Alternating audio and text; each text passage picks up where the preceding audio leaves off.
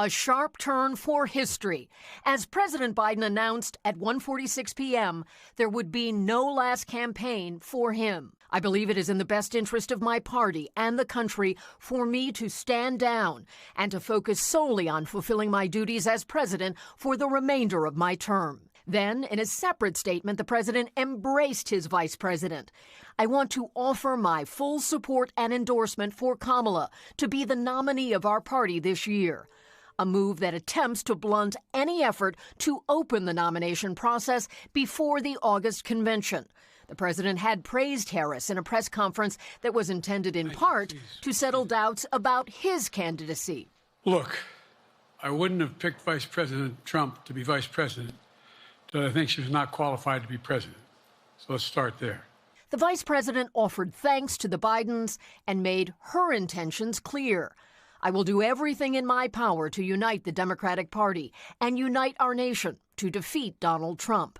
Reaction tonight from former President Barack Obama, who called Joe Biden a patriot of the highest order, describing the decision as a testament to Joe Biden's love of country. Praise from Bill and Hillary Clinton for his extraordinary career of service, while highlighting their worry about the threat posed by a second Trump term. After a half-century of public life, his political brand was forged by being underestimated. I know, like millions of Americans know, when you get knocked down, you get back up. The president had tried to save his shot at a second term. And I would not be running again if I didn't believe with all my heart and soul I can do this job. But that did not quiet the pressure after that June debate performance. Look, if we finally beat Medicare.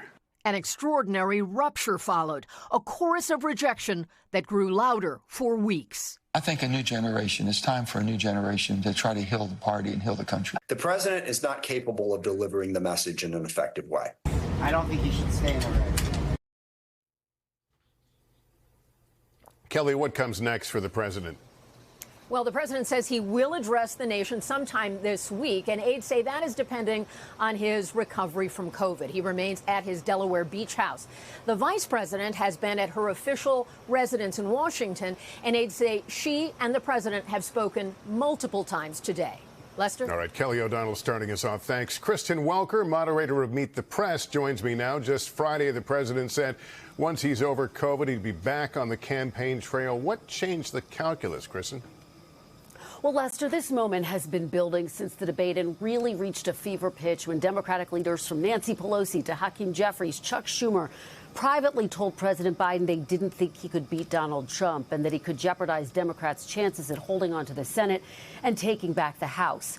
But it went beyond Democratic leadership. People who support Joe Biden were protesting outside of the White House, calling on him to pass the torch. Ultimately, Lester, the pressure became too great. And as he throws his backing to the vice president, how competitive is she? What data do we have?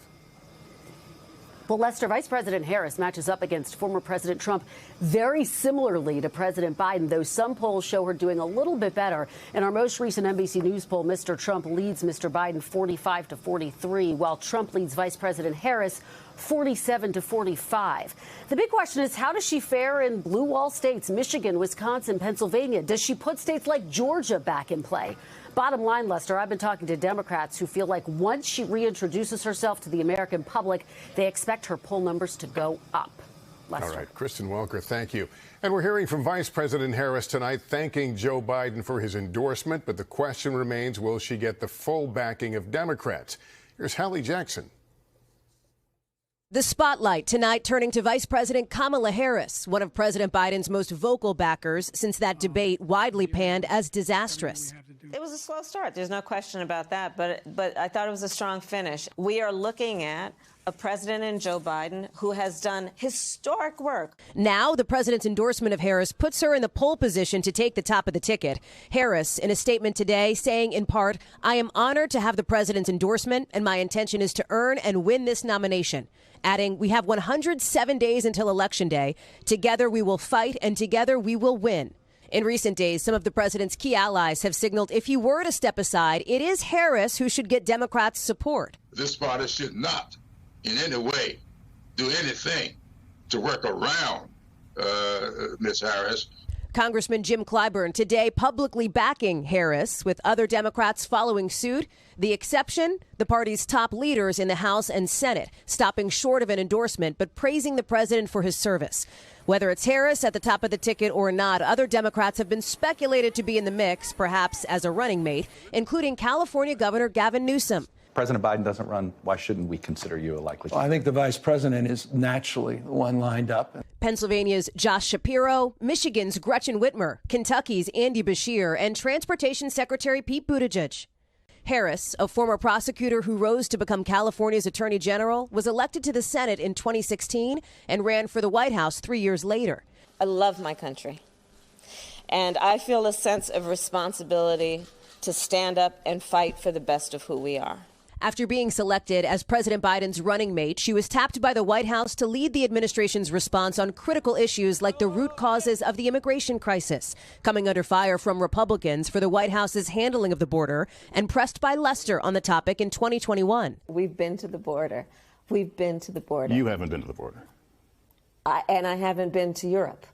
And I mean, I don't understand the point that you're making. I'm not discounting the importance of the border.